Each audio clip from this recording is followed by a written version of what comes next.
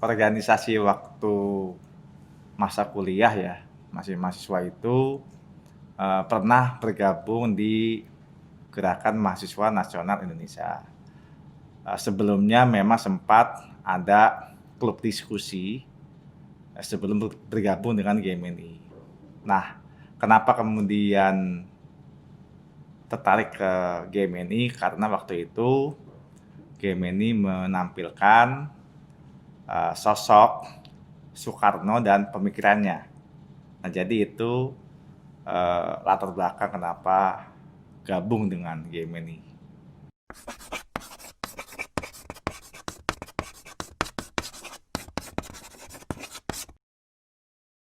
Ya, waktu saya berkecimpung dalam organisasi mahasiswa yang kebetulan organisasinya memang berkiprah dalam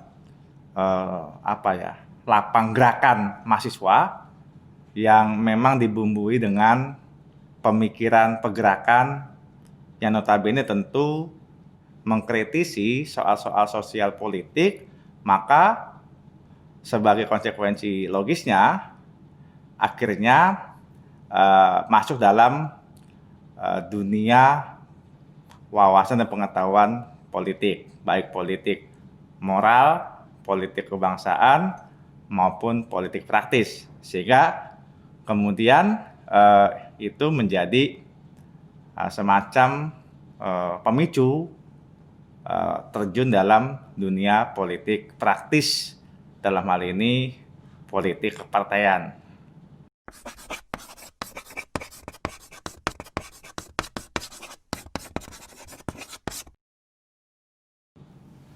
Ya, sebetulnya kenapa kemudian saya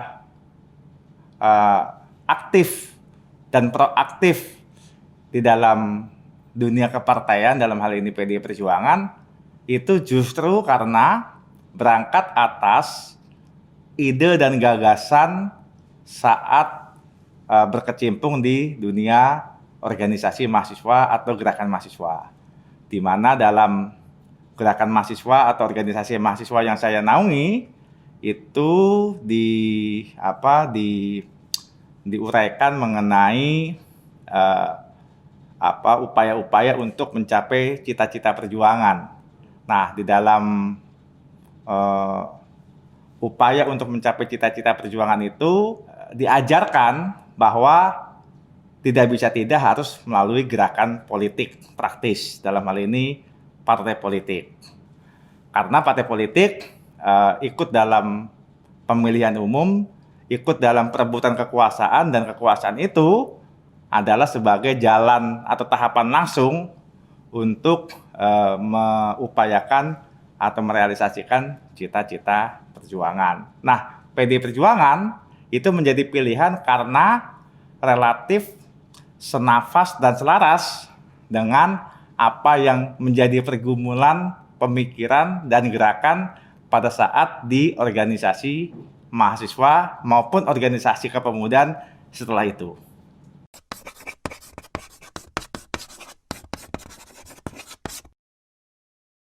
Ya, ini yang sebetulnya persepsi terhadap keberadaan PDI Perjuangan secara utuh.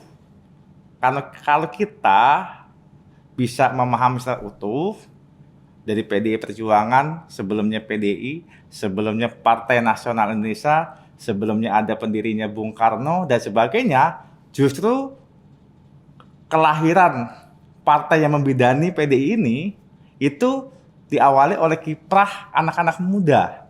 Anak-anak muda yang terdidik, terpelajar, tapi gundah dan resah terhadap kolonialisme, terhadap penjajahan politik dan ekonomi yang dialami oleh bangsa Indonesia pada saat itu. Kemudian muncullah partai yang kemudian secara metamorfosis kemudian saat ini menjadi PDI Perjuangan. Jadi kalau misalnya diangkat secara utuh, mestinya PDI Perjuangan ini adalah pilihannya anak muda karena memang dibidani oleh gerakan kepemudaan. Bahkan di zaman Orde Baru kita kenal metal, ya kan, partai metal Partai Anak Muda selain juga identik dengan Partai Sendal Jepit gitu.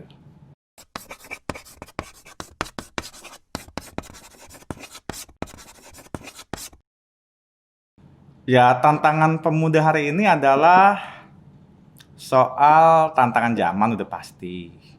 Zaman ini kan tidak pernah berhenti.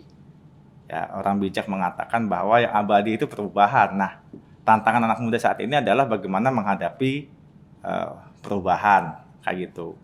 Nah, selain soal tantangan zaman tentang perubahan, baik perubahan secara sosial, ekonomi, politik, kebudayaan, teknologi informasi dan sebagainya, juga yang menjadi pekerjaan rumah bagi anak muda hari ini adalah soal sejarah.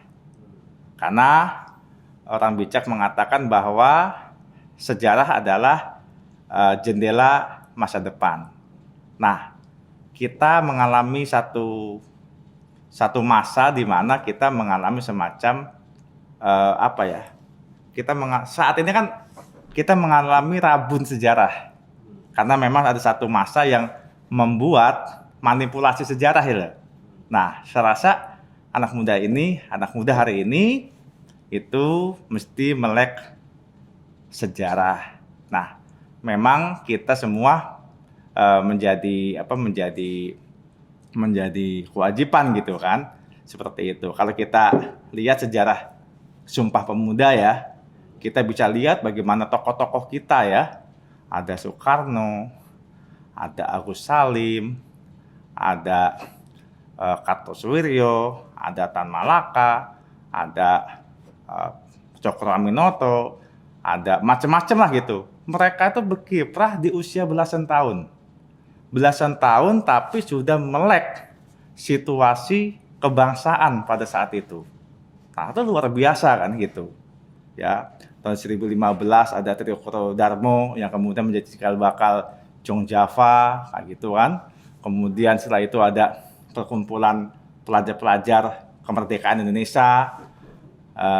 Tahun belasan juga ada Sarekat Islam, Sarekat Dagang Islam, ada Budi Utomo, sampai kemudian semua mengkristal dalam Kongres Pemuda atau yang kita kenal kemudian Sumpah Pemuda.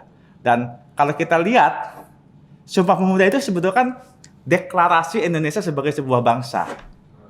Ya, bertanah air satu, berbangsa satu, berbahasa satu, itu bukan sederhana, itu luar biasa zaman saat itu. Kolonialisme lewat aparaturnya bisa menganggap itu subversif kayak gitu.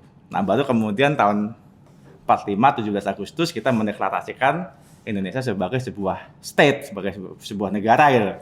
Jadi tadi saya mulai di awal sejarah.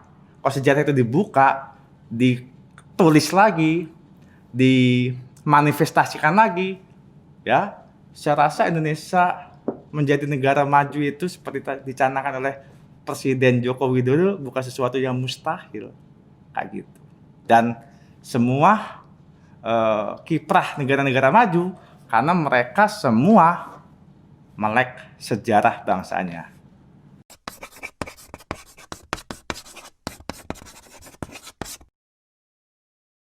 Kalau tahun 1920-an, 1928 mereka sudah secara masif, secara signifikan, bahkan secara radikal berupaya melepaskan sisi-sisi kedaerahannya untuk bicara tentang Indonesia yang satu, ya hari ini para pemuda-pemuda dimanapun juga berada, termasuk di DKI Jakarta sebagai ibu kota, mestinya sudah lebih dari itu. Sehingga tidak ada lagi yang namanya muatan-muatan yang bersifat perbedaan suku, agama, ras, dan antar golongan. Ya, sesuatu yang rasis ya dan mungkin mengarah fasis itu sudah harus ditinggalkan. Kalau enggak kita nggak maju. Kayak gitu, karena ingat bahwa Tuhan menciptakan kita sama sebagai manusia, hanya beda di karakteristik masing-masing saja. Itu kan sebagai kekayaan. Kenapa manusia diciptakan berbeda-beda gitu. Itu pertama. Yang kedua, ya harus kembali kepada kitoh. Kitoh kita apa? Kitoh kita itu ya adalah Indonesia merdeka semerdeka-merdekanya, baik secara politik, ekonomi, sosial, budaya dan sebagainya. Nah, para pemuda kita harus ngarah ke sana kayak gitu. Nah, mau tidak mau ya jangan sampai terjadi apatisme lagi kayak gitu. Kalau kita apatisme, permisif, tidak mau melek sosial, melek politik, membangun kegotong royongan, maka kita akan menjadi pemuda-pemuda yang mungkin kerdil dan otomatis itu mempengaruhi masa depan bangsa, ya juga bisa menjadi kerdil juga. Serasa itu.